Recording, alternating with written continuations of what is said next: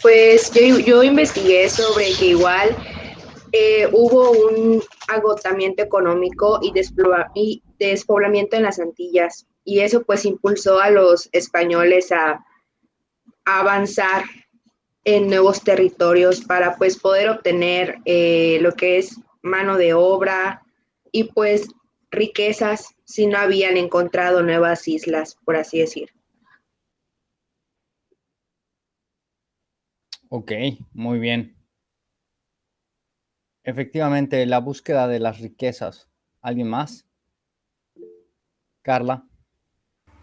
Yo busqué que la corona española quería expandirse a nuevos territorios y querían convertir a las poblaciones americanas a la religión católica. Ok, muy bien. Belén. Igual el querer, por ejemplo, por los conquistadores, pues de querer tener un ascenso social para poder tener reconocimiento. Esto es muy interesante, ¿eh? Porque precisamente esto fue una de las causantes o de las causales que motivaron a que muchos españoles decidieran emprender a la conquista, ¿no? Porque si revisamos, por ejemplo, quién era un Hernán Cortés, Hernán Cortés era un don nadie en España, ¿sí? Y entonces, cuando se dan los descubrimientos y que empiezan a darse las primeras expediciones, todas estas personas que se dieron a la tarea de expedicionar las áreas iban con esa consigna, ¿no? De poder encontrar algo valioso y poder mejorar su estatus en Europa. ¿Sí? ¿Alguien más?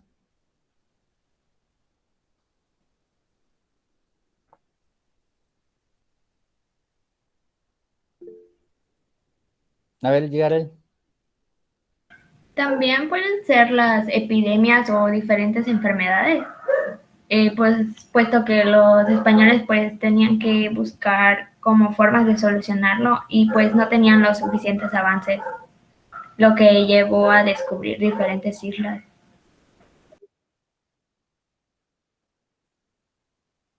Ok, más que descubrir avances, ok, lo que hicieron fue precisamente que con las enfermedades, ¿sí? Por ejemplo, los españoles acá trajeron las enfermedades. Y aquí cuando llegaron, la viruela fue una de las que provocó una gran cantidad enorme de muertos, algo así parecido a lo que ahorita estamos viviendo con el COVID, pues no existían vacunas. Y entonces todo aquel que se enfermaba de viruela empezaba con una pequeña tos y terminaba en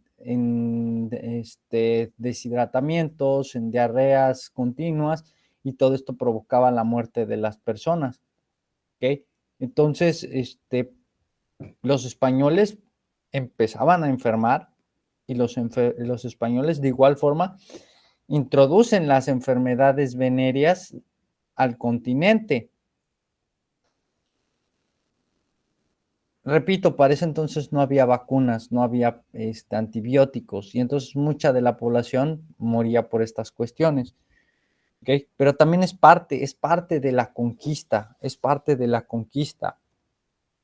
Al final de cuentas, todos estos factores que ustedes investigaron son correctos, ¿ok? Pero el principal de todos es precisamente la necesidad de la corona española de obtener recursos. Para ese entonces estábamos en una etapa en el mundo en que los países que más oro y más plata tenían eran los que tenían el control en el régimen económico. Y por encima de España existía Inglaterra y existía Francia. Y entonces, pues España no se podía quedar atrás. Y entonces es cuando empiezan las expediciones. Y sobre todo porque ellos tenían a su favor un un acuerdo muy interesante que se llamaba el Tratado de Tordesillas, ¿sí? Pues ellos, al haber descubierto este territorio y tener el apoyo de la Iglesia Católica, les permitía tener el control de las expediciones. ¿Okay? Voy a compartir con ustedes un material. Solo regálenme un segundo.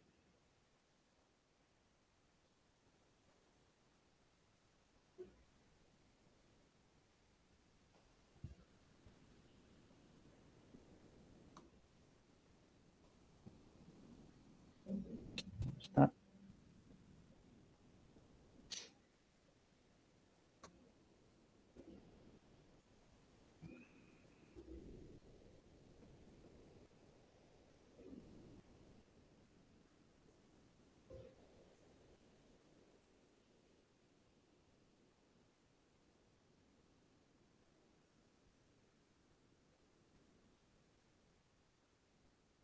No quiero ver.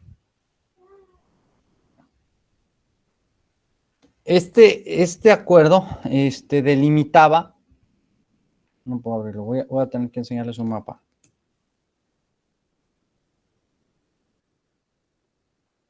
Delimitaba los límites en los cuales se podían generar las expediciones tanto de España como de Portugal.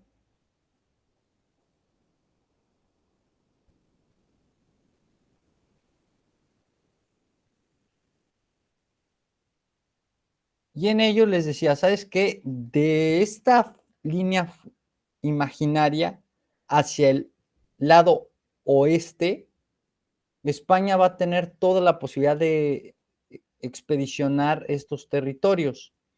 Y de la línea imaginaria hacia el lado este, Portugal iba a tener la posibilidad de expedicionar y poder colonizar estos territorios.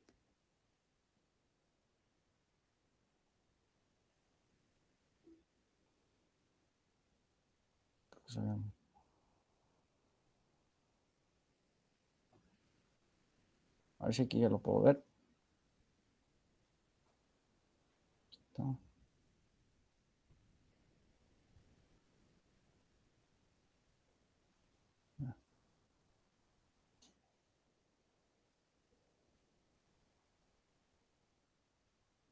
Me dicen por favor en el momento que puedan ver la imagen.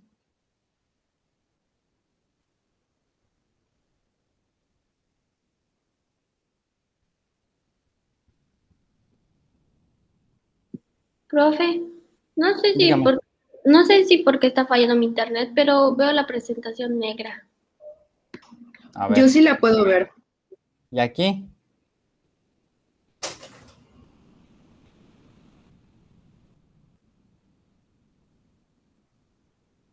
¿Aquí ya la ven todos?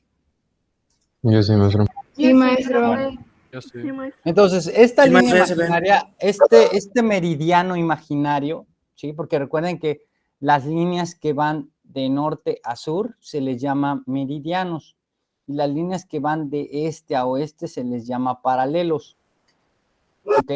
Entonces, todas las líneas, la línea imaginaria que atravesaba este meridiano delimitaba que los territorios de el lado oeste le correspondían expedicionar a España y los territorios que eran del meridiano hacia el lado oeste le correspondía expedicionar a la corona de Portugal, la corona portuguesa. Es por ello, chicos, que en la región de México, Panamá, Colombia, Venezuela, Bolivia, Chile, Ecuador, Argentina, Perú, se habla el español, mientras en la región Amazonia, que es de donde está Brasil, se habla el portugués, igual en algunas colonias africanas, sobre todo las que están, que son países que limitan con el Océano Atlántico, se habla el portugués porque fueron colonias portuguesas. Posteriormente,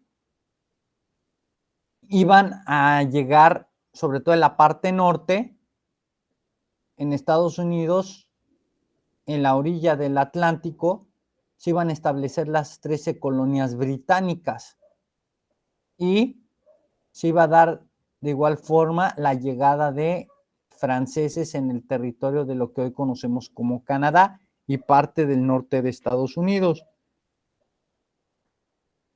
De igual forma, en esta región, que es la parte de las Antillas, íbamos a tener la llegada de franceses y holandeses, pero en un principio el Tratado de Tordesillas delimitaba la presencia para que los territorios, tanto portugueses como españoles, se repartieran pues la conquista de los territorios. ¿Okay?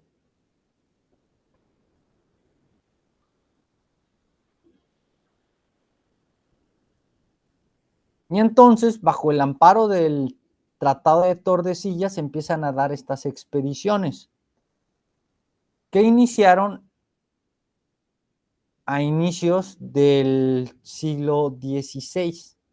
¿Okay? En el año de 1519, llega Hernán Cortés a la península de Yucatán.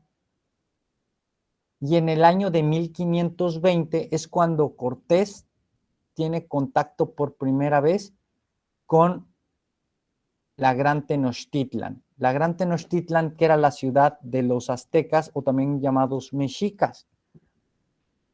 ¿Quiénes eran los grandes conquistadores del territorio llamado del Valle de México?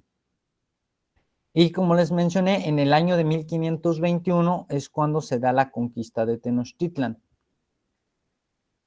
Una vez que se da la conquista de Tenochtitlan, empiezan a darse las colonias españolas, empiezan a darse más llegada de españoles y se empieza a poblar el territorio del Valle de México. Y lo que era llamado la Gran Tenochtitlan cambia de nombre y se llama la Nueva España, el territorio de la Nueva España. Y esta Nueva España es dividido en intendencias, ¿ok? Que es para que se pudiera administrar de mejor forma. Todo pertenecía a España, pero cada intendencia era administrada por un gobernador o en este caso, un virrey. En la Nueva España, el virrey de la Nueva España era el encargado de ser la voz del rey en el territorio conquistado, porque como el rey estaba en Europa, pues no podía saber qué pasaba en América. Y entonces, ¿qué hacía? Nombraba virreyes, que eran sus representantes en la tierra. Entonces, este sistema de colonización duró 300 años, hasta que pasaron una serie de antecedentes que marcaron el fin de la colonia española y que el territorio iniciara su lucha de independencia. Y es lo que vamos a ver el día de hoy.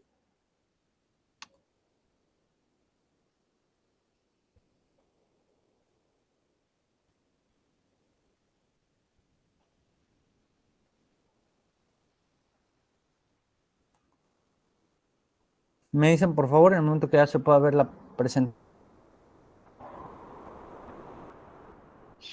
Ya se ve.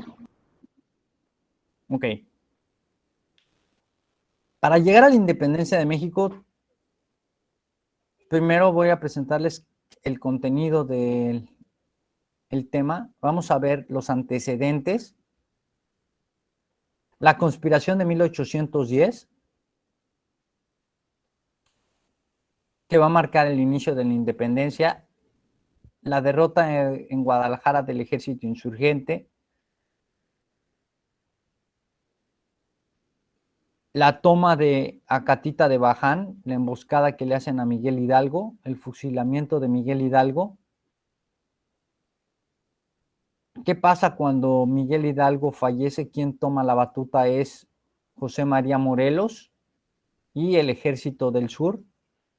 Las campañas de Morelos, que es cuando se da una gran avanzada de la independencia, la Constitución de Cádiz, el Congreso de Chilpancingo, la muerte de Morelos, Vicente Guerrero, el fin de la independencia, la alianza insurgente, el ejército trigarante y la entrada triunfal a la Ciudad de México. Las 3 etapas de la independencia de México, de 1810 a el 27 de septiembre de 1821. Eso es lo que vamos a ver en este capítulo.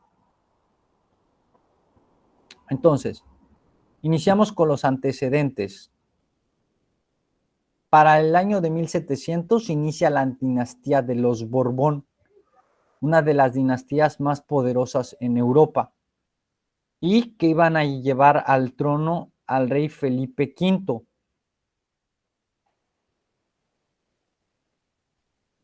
En el año de 1759 iba a llegar al poder Carlos III, rey de España.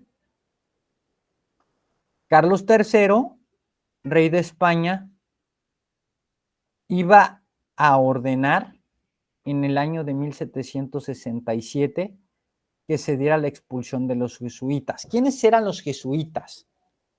Los jesuitas eran una orden religiosa que llegaron junto con los agustinos, los franciscanos, los dominicos, con el fin y objetivo de evangelizar. ¿Qué es la evangelización?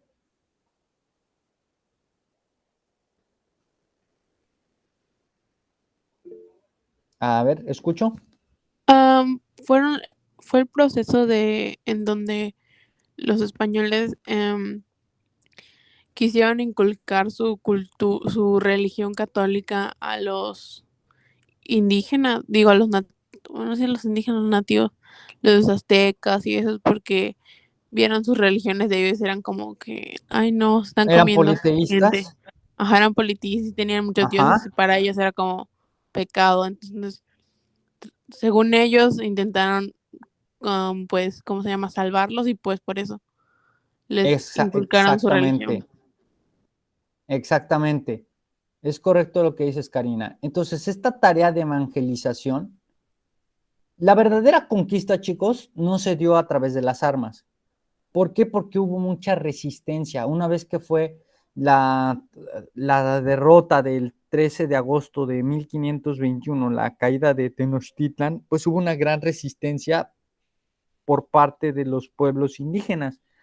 Pero la verdadera conquista no se dio a través de las armas. La verdadera conquista de México se dio precisamente a través del proceso de evangelización, cuando derribaron la cultura y la religión principalmente de los indígenas. ¿Y cómo se llegó a dar este proceso de evangelización? ¿Cuál fue el éxito rotundo? Con la aparición de la Virgen de Guadalupe.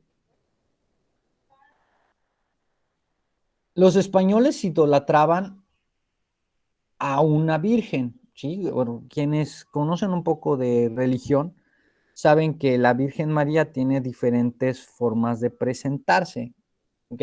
Es la misma persona que es la Virgen María, pero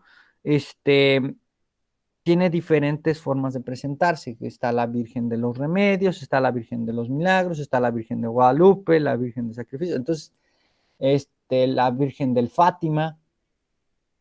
Cada virgen tiene su región. Entonces, cuando llegaron los españoles, pues les enseñaron a los indígenas, ¿saben qué? Pues ella es la madre de Dios, y pues ellos decían, no, pues Dios, mi Dios es Huitzilopochtli, mi Dios es Quetzalcóatl, es Tlaloc, es la Coyosaustli, es decir, tenían diferentes dioses a los cuales se les atribuía la presencia de diferentes fenómenos.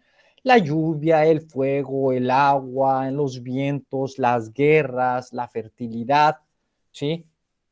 Y entonces, pues los españoles dicen, no, es que ustedes, sus dioses, para que les hagan caso, tienen que ustedes hacer sacrificios y tienen que matar gente. Nuestro Dios no es un Dios que pida que mates gente, nuestro Dios es un Dios bondadoso. Y entonces empiezan a enseñarles todo este tipo de creencias, pero había un choque, todavía no aceptaban de forma completa que existiera una persona a la cual considerar como Dios, y sobre todo porque no se parecía en nada. La Virgen de los Remedios era una virgen de tez blanca, con facciones finas, y entonces la veían los indígenas y decían, oye, pues esta no se parece en nada a mí, ¿cómo va a ser mi madre? Y entonces hay una manera en la cual pueden convencer a los indígenas de que existe realmente esta Virgen, ¿no? Y es la presencia de la Virgen de Guadalupe. ¿Alguien me puede decir cuáles son las características físicas de la Virgen de Guadalupe? Belén. Yo, maestro, es una mujer de cabello oscuro, morena, y pues quiero creer que por eso le fue un poco más fácil y meter como que a la Virgen para que los indígenas pudieran creer, ya que ella sí tenía se parecía físicamente como son, ella era morena, los indígenas pues también éramos morenos, y de cabello oscuro, pues habrán pensado, bueno, esta sí se parece a mí, esta Efectivamente. simplemente sí le creo, ¿no? De que ella sí es mi madre. Exactamente, sí, exactamente. Y entonces, con la aparición de la Virgen de Guadalupe, o más bien dicho, con la invención de la Virgen de Guadalupe, quiero aclarar algo, ¿ok? Ciencia, religión, no vamos a ir de la mano. Entonces, algunas cosas que veamos dentro de la historia se van a oponer a muchas cosas que dice la iglesia. Y sobre todo por lo siguiente, qué curioso que cuando se buscaba la manera de poder dominar a a los indígenas, apareciera una virgen morena, ¿sí? Y entonces aparece la Virgen de Guadalupe, y entonces es una manera en la cual empezaron a poder decir los indígenas, miren, aquí está nuestra Virgen, ahora sí creemos que ella es nuestra madre. Y entonces empiezan a tener una mejor aceptación por parte de los indígenas, todas estas ideas religiosas que empezaban a difundir los evangelizadores. ¿Okay? Pero al final de cuentas, todos los sacerdotes que había no era lo suficiente para poder enseñar a una población. Y entonces a los españoles que llegaban y que se les asignaban tierras para poderlas administrar, se les encargaba tareas, que era la famosa encomienda.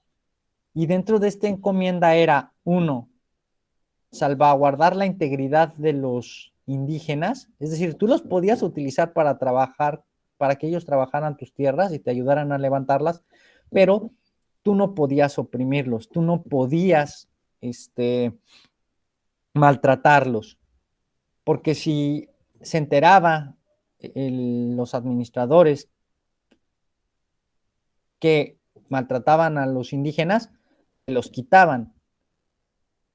Y entonces, ¿qué pasaba? Pues parte de esa tarea era, como le digo, cuidar su integridad, y aparte era enseñarles el evangelio, enseñarles el catecismo. Aquí hubo otra situación que influyó para el proceso de evangelización, que eran las representaciones. ¿Por qué? Porque las misas se daban en latín y los indígenas pues no entendían latín ni entendían español. Y entonces, ¿cómo creen ustedes que se podía enseñar el catecismo o el evangelio si no entendían los idiomas? Las lenguas eran distintas.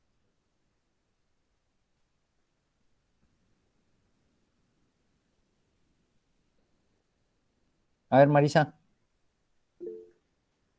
Podría ser que usaban como personas como traductores o no es una persona que tratara de investigar sobre el idioma de los indígenas y así?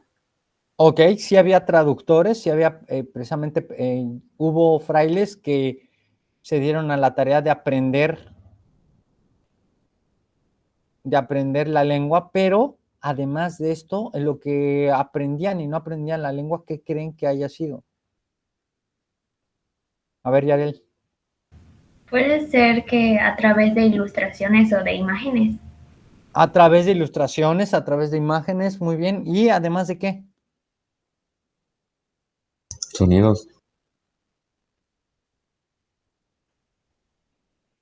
Más que sonidos, representaciones. ¿Sí? ¿Conocen ustedes las pastorelas?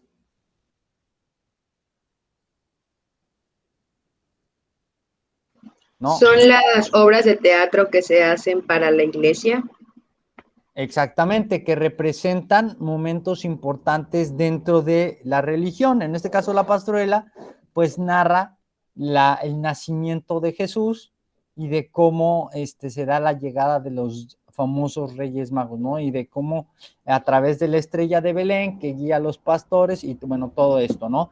Y también la crucifixión, ¿sí? A través del proceso del Vía Crucis, la representación, pues se representa la pasión y muerte de Cristo.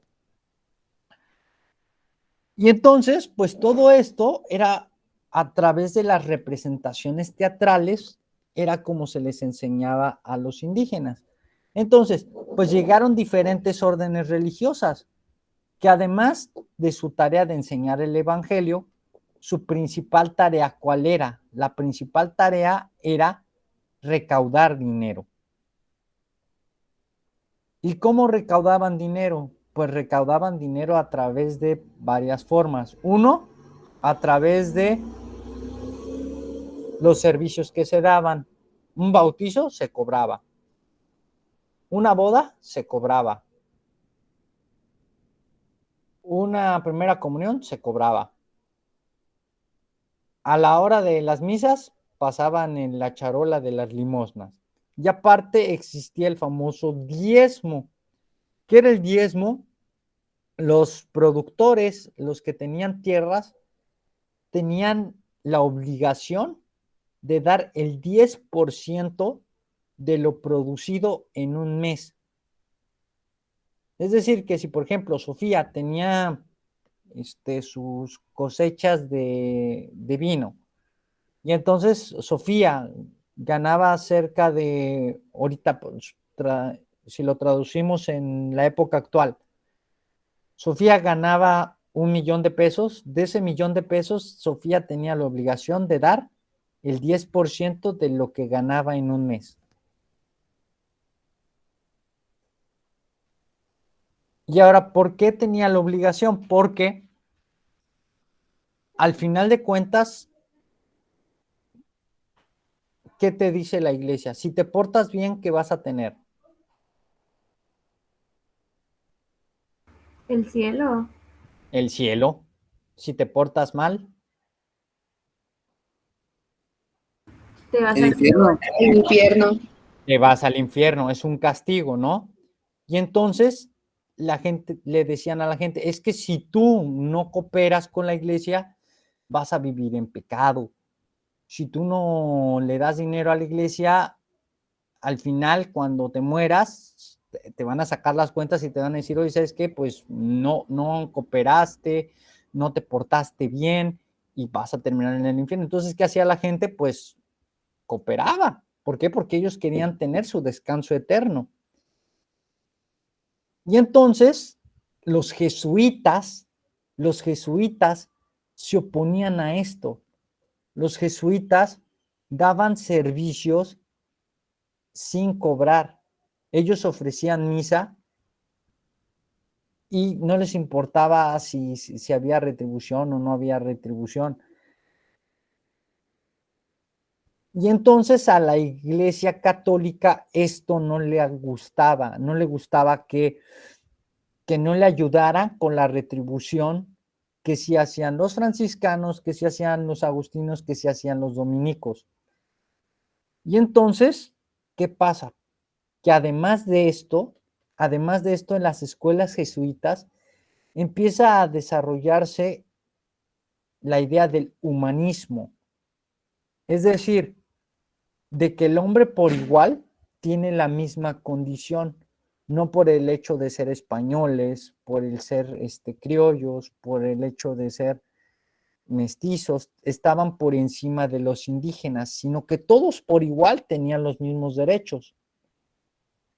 Y ahora imagínense cuál era la respuesta por parte de los españoles y por parte de la iglesia al ver que los jesuitas enseñaban esto. Decían, oye, pues, ¿cómo vas a decir que los indígenas están por encima de nosotros? Se nos van a subir a las barbas. Y entonces, ¿qué sucede? Pues sucede que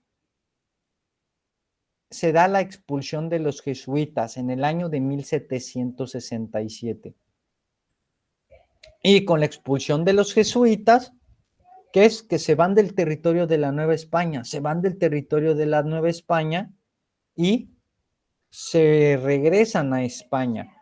Pero dentro de esta expulsión de los jesuitas dejan semillitas.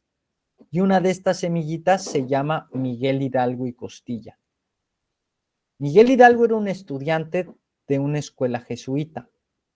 Y Miguel Hidalgo absorbe el conocimiento de los jesuitas, de la ayuda al prójimo, de ver a todos por igual, de buscar la libertad de los demás. ¿Ok?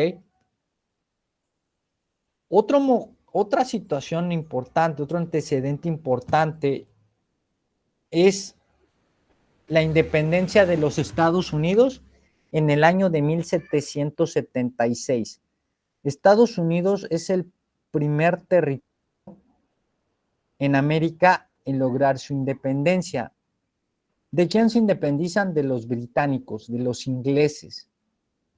Y entonces conforman su propio territorio. Y precisamente dentro de esta lucha de independencia es liberarse de. Otro evento importante es la Revolución Francesa en el año de 1789. Durante la Revolución Francesa nacen 3 preceptos importantes para la consecución de los derechos del hombre: la libertad, la igualdad y el derecho a la fraternidad.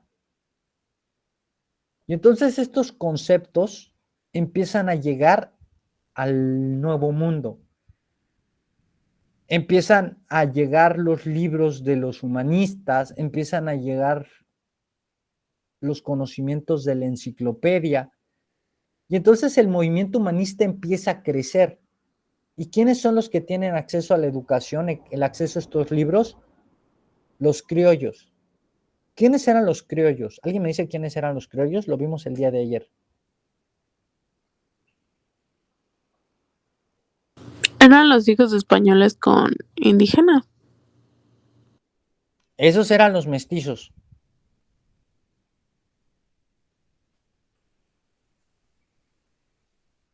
A ver, ¿alguien más? Los hijos de los españoles. Son de españoles nacidos en México, ¿no? Exactamente, los hijos de los españoles nacidos en la Nueva España, porque todavía no éramos llamado México. Los hijos de los españoles nacidos en la Nueva España. Exactamente. Y estaban los españoles naturales. ¿Quiénes eran los españoles naturales? Los hijos de españoles nacidos en España. Y entonces este conocimiento empieza a tomarlo los criollos y empiezan a ver que dicen, oye, pues todos somos por igual, todos tenemos los mismos derechos. Y entonces los criollos, quienes eran los relegados dentro de la sociedad novohispana. ¿Por qué los relegados? Porque tenían más derechos los españoles naturales que los españoles criollos. ¿Por qué? Porque el criollo, aunque era hijo de español, había nacido en la Nueva España, mientras el natural era un hijo de español nacido en España y por lo tanto tenía más derechos que el criollo. Y entonces el criollo empieza a tener esto de ¿y por qué yo no y él sí?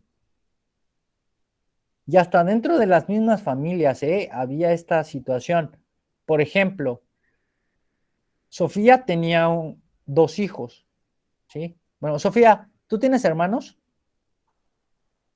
Una hermana ¿Una hermana mayor o menor que tú? mayor.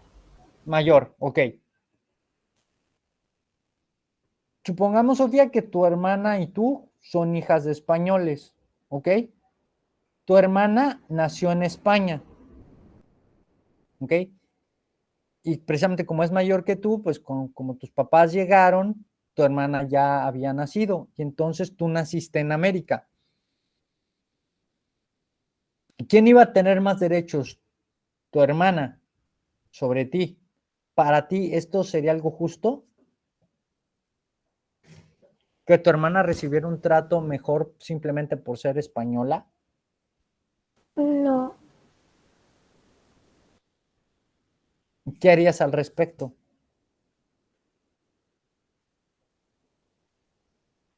pues no sé, o sea, pelea para que sea justo entre ambas. Buscar una ¿Pedirías, solución. exactamente, pedirías que fuera una solución, pues que las dos tuvieran los mismos derechos por igual, ¿no? Pues fue algo parecido a lo que hicieron los criollos, ¿sí? Empapados de todo este conocimiento provocado por la Revolución Francesa, este pensamiento liberal, ¿sí? Porque todo el documento, chicos, todo lo que olía a Francia en esa época, en la Nueva España, era considerado como liberal, como libertino, era prohibido. ¿Por qué era prohibido? Porque no querían los españoles que los criollos, que los indígenas se rebelaran.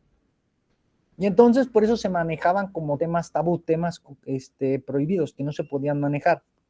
Y dentro de estos escritores prohibidos aparecía un personaje que era un crítico de la sociedad, ¿sí? Que era Molière. Y entonces nuestro querido amigo Miguel Hidalgo se empapa de los libros y de los textos franceses y principalmente de Molière, quien hace una crítica a la religión principalmente. Entonces, Hidalgo dice, bueno, ¿por qué? ¿Por qué nosotros no podemos tener familia? ¿Por qué nosotros no podemos tener una vida normal? Y entonces Hidalgo empieza a ser un rebelde. Hidalgo se enamora, Hidalgo tiene familia, Hidalgo tiene hijos, pero a la vez sigue sirviendo a la iglesia. Y la iglesia lo sabe. ¿Ok?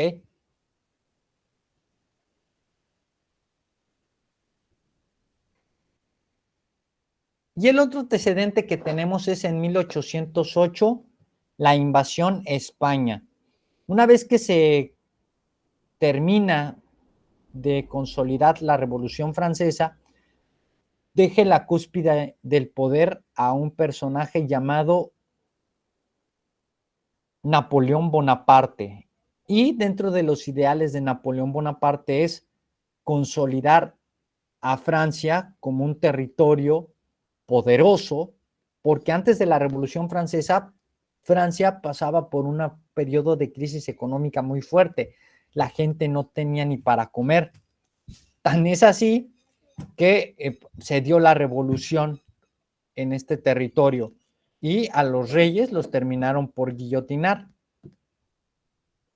Y entonces el Napoleón, quien había sido en un principio comandante de las fuerzas militares, asciende hasta ser considerado un emperador.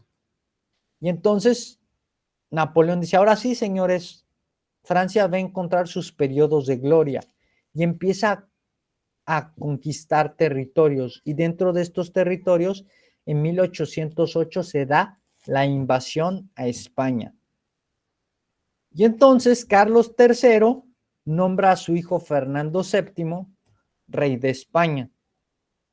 Pero, ¿qué pasa? Que Fernando VII es encarcelado por Napoleón Bonaparte. Es encarcelado y le entrega el reino a su hermano José Bonaparte. José Bonaparte, mejor conocido como Pepe Botella. ¿Por qué botella? Porque tenía fama de ser alcohólico.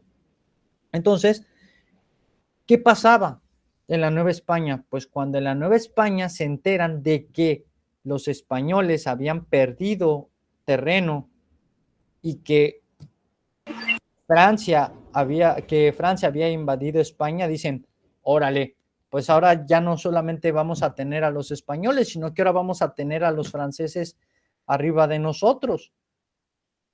Y entonces es cuando empiezan a darse estos movimientos llamados conspiraciones en contra de un gobierno. Pero la lucha de la independencia no fue para liberarnos de los españoles como hoy en día se maneja. La lucha de independencia era para liberarnos de la llegada de los franceses al territorio de la Nueva España. ¿Por qué es así? Porque cuando se da el grito de Dolores, que es el grito de independencia, dentro del grito dice, ¡viva Fernando VII! Fernando VII era el rey de España. Mueran los franceses, mueran los gachupines. Gachupín era la manera despectiva de llamar al español natural. ¿Sí? ¿Qué era lo que buscaban los conspiradores? Buscaban una manera de poder negociar con la corona española el salvaguardar el territorio de manos de los franceses, ¿sí? Y poder negociar con ellos sus derechos como criollos. El derecho a poder aspirar a puestos de gobierno, el derecho a poder mejorar sus condiciones de vida, su condición social, de que nadie los mirara por debajo del hombro por ser criollos. Y entonces, bajo este movimiento de conspiración, inicia la lucha por la independencia del territorio. ¿Okay? ¿Hasta aquí alguien tiene alguna duda con los antecedentes? No, maestro. Bueno, pues esto y más vamos a ver en la próxima clase. Voy a pasar lista rápidamente.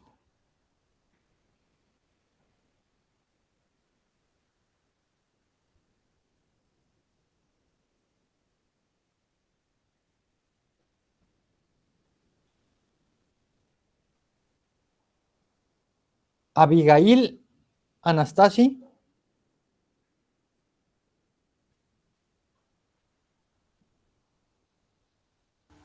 Sí, maestro. ¿Estás, hija? ¿Me escucha? Sí, ya te escuché. Ok, está Arlene. Sí. Belema Zenet. Digan presente. Sí, maestro. Favor. Braulio Martínez. Presente. Darren. Presente. Fabricio. Presente. Frida. Presente. Iván. Presente. Jorge Jesús.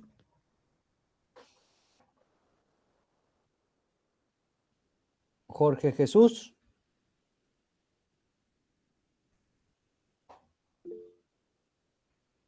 Ok. Karina. Presente.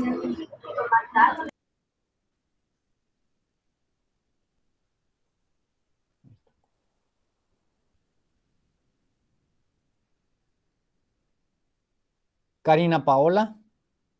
Presente. Karina de Los Ángeles. Que son dos. Presente. Carla Araceli. Presente. Carla Noemí. Presente. Leonel Canul. Presente, maestro. Luis Manelik. Presente, maestro. Luz Elia. Presente, maestro. Mario Samuel. Marisa Valeria. Presente. Milagro. Presente. Naomi. Presente. Noemí. Presente. Regina, Presente. Romina, Presente. Sofía, Presente. Yarel, Presente. Yuridia Presente. y Suriel. Presente. Muy bien, chicos. Bueno, por mi parte es todo. Nos vemos la próxima clase. Cuídense y repasen, por favor, los temas que vimos el día de hoy. Estén muy bien, cuídense. Hasta luego, maestro. Hasta luego. Hasta luego. Hasta luego, maestro.